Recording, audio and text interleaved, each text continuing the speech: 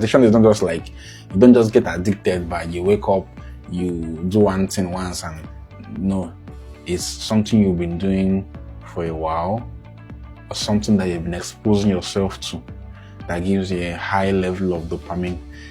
As you're exposing yourself to that activity, you are increasing your dopamine baseline.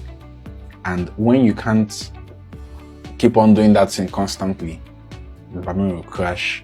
When you try and do things you used to like normally, that are healthy things, you will not feel like you're doing anything sensible because your baseline has been increased and you now have tolerance for your new baseline. So you need to be careful what you expose yourself to. How addiction works, let me try and just summarize it. So when you partake in activities that have a tendency to release a higher than normal amount of dopamine that you usually are exposed to, your brain will take note of it. Like I said, it increases your dopamine baseline. And what happens in our brain is like, when you partake in that activity at first, your brain will note it to be like, whoa, this is a surge of dopamine, or more, this is a good source of dopamine. Wow, let's try and control the secretion of this dopamine. The first time, that activity that you did, if it is gambling or if it is watching X-rated videos, will give you a rush of dopamine you have not felt before. You get? Your brain will now tell itself to reduce the dopamine receptors in your brain.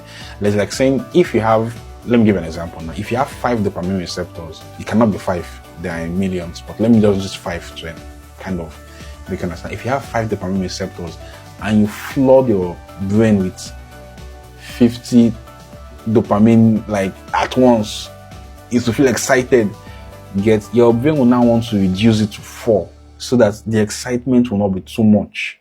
The next time you do it again, it will not feel as exciting as the last time. So you have to now do more than necessary to get the same level of excitement. It's reduced to 3.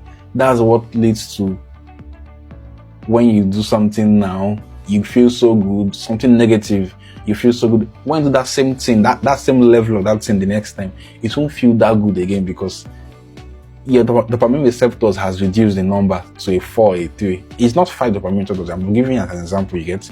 So it reduces to a 4, a 3. And when it reduces to that lesser amount, it cannot, like, you need to pump in more to still get the same outcome that you were getting before. It's like saying, narrowing the pathway, you need to pump in more for it to enter faster.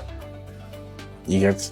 So as your dopamine receptors reduce in number due to overstimulation from negative vices, you have fewer receptors.